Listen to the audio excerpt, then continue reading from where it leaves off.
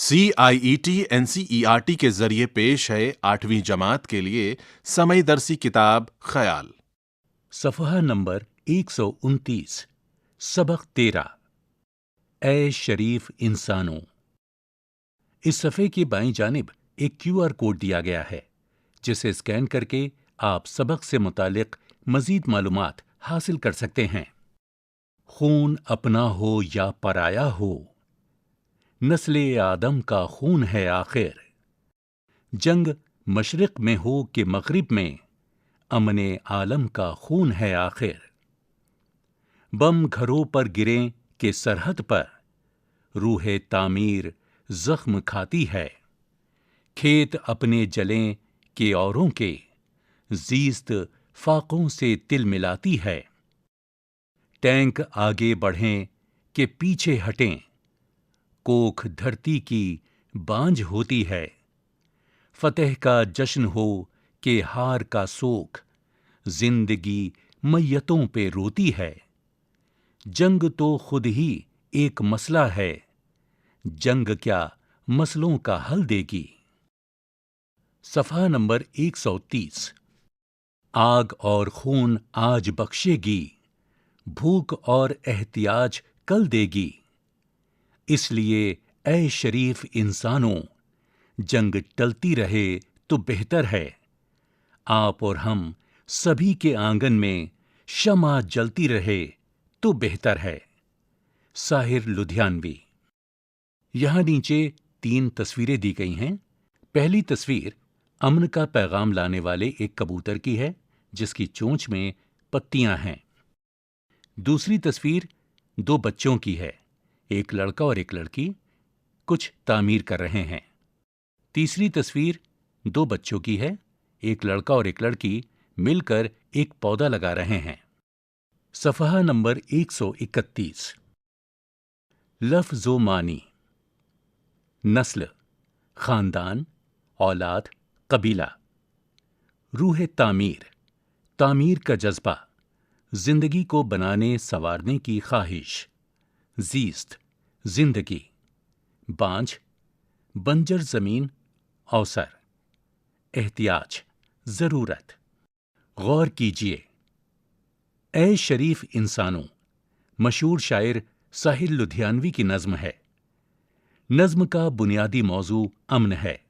इंसानी मुआशरा और तहजीब की सबसे बड़ी ज़रूरत अमन है। गुज़िश्ता सदी में दुनिया 2 आलमी जंगों का सामना कर चुकी है। उन आलमी जंगों के अलावा भी कुछ ममालिक के दरमियान जंगें हुई हैं, जिनके नतीजे में इंसानियत का बहुत नुकसान हुआ है। जंग तरक्की और खुशहाली की भी दुश्मन है। इससे नस्ल आदम तबाह और बर्बाद होती है। नज़्म में मशरिक और मगरिब अल्फाज इस्तेमाल हुए हैं। दोनों का इस्तेमाल सिमत के लिए भी होता है। सोचिए और बताइए।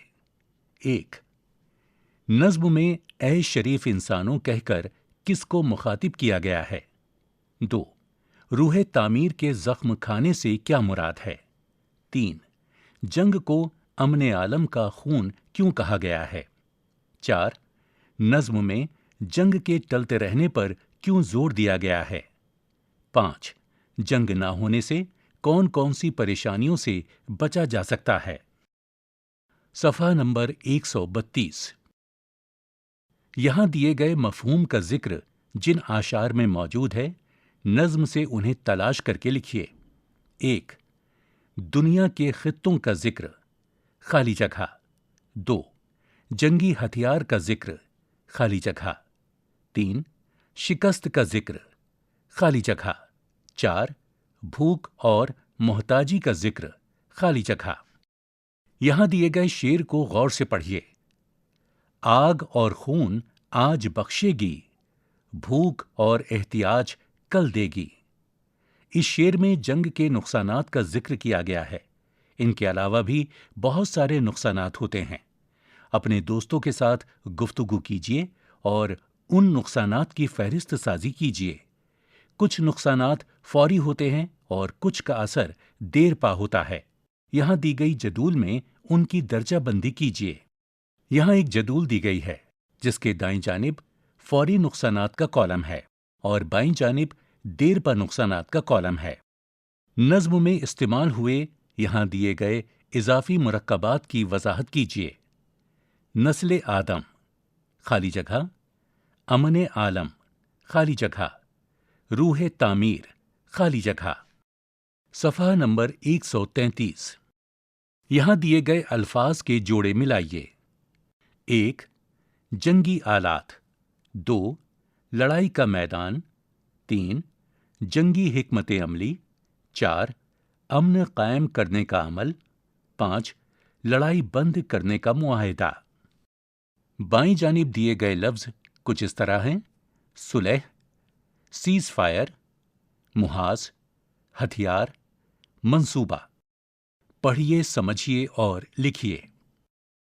جنگ مشرق میں ہو کہ مغرب میں، امن عالم کا خون ہے آخر۔ اس شعر میں مشرق، مغرب اور عالم الفاظ آئے ہیں جو ایک سے زیادہ معنی میں استعمال ہوتے ہیں۔ آپ جانتے ہیں کہ کچھ الفاظ ایسے بھی ہیں جو الگ الگ سیاق میں الگ الگ مفہوم ادا کرتے ہیں، جیسے مشرق سمت کے لیے بھی استعمال کیا جاتا ہے اور ایشیائی ممالک کو بھی مشرق کہا جاتا ہے۔ مثال کے مطابق یہاں دیے گئے الفاظ کے مفہوم و معنی لکھیے اور جملوں میں استعمال کیجیے۔ یہاں ایک جدول دی گئی ہے جس میں 3 کالم ہیں۔ پہلے کالم میں مشرق، اس کے آگے سمت، سورج مشرق سے طلوع ہوتا ہے۔ اس کے نیچے ایشیا کے ممالک، جاپان مشرق میں واقع ہے۔ دوسرے کالم میں مغرب، اس کے سامنے خالی جگہ دی گئی ہے۔ صفحہ نمبر 134۔ اس صفحے پر پچھلے صفحے پر دیے گئے جدول کو آگے بڑھایا گیا ہے۔ اس جدول میں 4 رو دی گئی ہیں۔ پہلے رو میں عالم، دوسری رو میں نیم، تیسری رو میں دام اور چوتھی رو میں مانگ لکھا ہوا ہے۔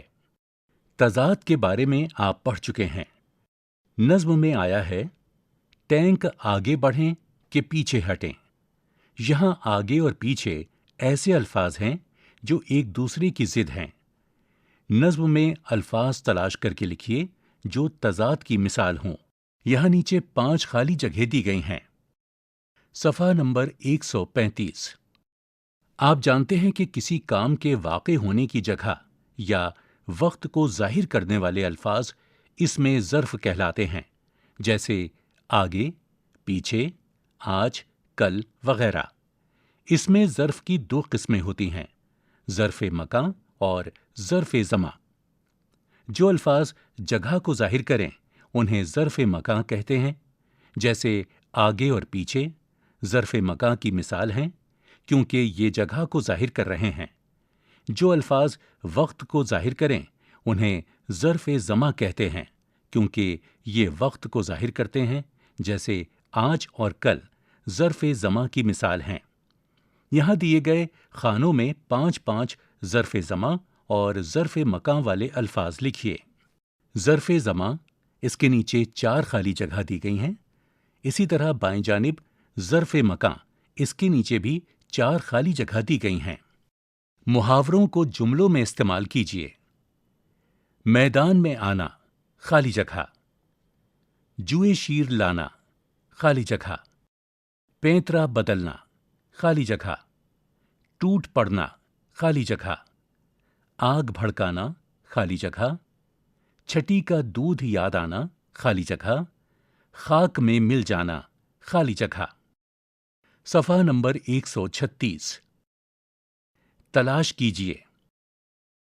ریڈ کراس ایک عالمی تنظیم ہے جو جنگ اور قدرتی آفات سے متاثرہ لوگوں کی مدد کرتی ہے۔ اپنے اسکول کی لائبریری یا اساتذہ سے اس کے متعلق معلومات حاصل کیجیے اور لکھیے کہ یہ کس طرح متاثرین کی مدد کرتی ہے۔ ان شخصیات کے بارے میں معلوم کیجیے جنہیں امن کا پیامبر کہا جاتا ہے۔ ان میں گوتم بدھ اور مہاتما گاندھی کے نام شامل ہیں۔ تخلیقی اظہار۔ اس نظم کا مرکزی خیال لکھیے۔ امن و سلامتی کے عنوان پر مضمون تحریر کیجیے۔ یہاں بائیں جانب کچھ بچوں کی تصویر ہے جن کے ہاتھوں میں ایک بورڈ ہے جس پر ایک سلوگن لکھا ہوا ہے: امن و سلامتی قائم رہے۔ عملی کام۔ اس نظم کا خلاصہ اپنی زبان میں لکھیے اور جماعت میں اپنے ساتھیوں کو سنائیے۔ اس نظم کے بارے میں ایک تصویر بنائیے اور اس میں رنگ بھریے۔ آپ بغیر رنگ کا استعمال کیے یا موجود رنگوں کی مدد سے بھی تصویر بنا سکتے ہیں۔ 21 ستمبر کو عالمی یوم امن منایا جاتا ہے۔ اس دن دنیا کے تمام ممالک قیام امن کی کوششوں کو جاری رکھنے کا عہدہ کرتے ہیں۔ امن کی اہمیت کو اجاگر کرنے کے لیے کبوتر کی علامت استعمال کی جاتی ہے۔ اس کا سبب یہ ہے کہ کبوتر وہ پرندہ ہے جو فطری طور پر امن و سکون اور عالمی سطح پر ہمدردی اور محبت کی علامت تصور کیا جاتا ہے۔ یہاں دیے گئے ویب لنک کی مدد سے مزید معلومات حاصل کیجیے۔ https://www.un.org/en/observances/international-day-peace۔ اسی کے ساتھ یہ سبق یہیں مکمل ہوتا ہے۔ ابھی آپ سن رہے تھے 8ویں جماعت کے لیے سمئی درسی کتاب خیال۔ ساؤنڈ ریکارڈسٹ ویریندر راوت، سمئی فنکار پرویز گوہر، سمپادن ارشد احمد، ہدایت اور تخلیق کار وملیش چودھری۔ یہ کتاب CIET NCERT نئی دلی بھارت کے ذریعے پیش کی گئی۔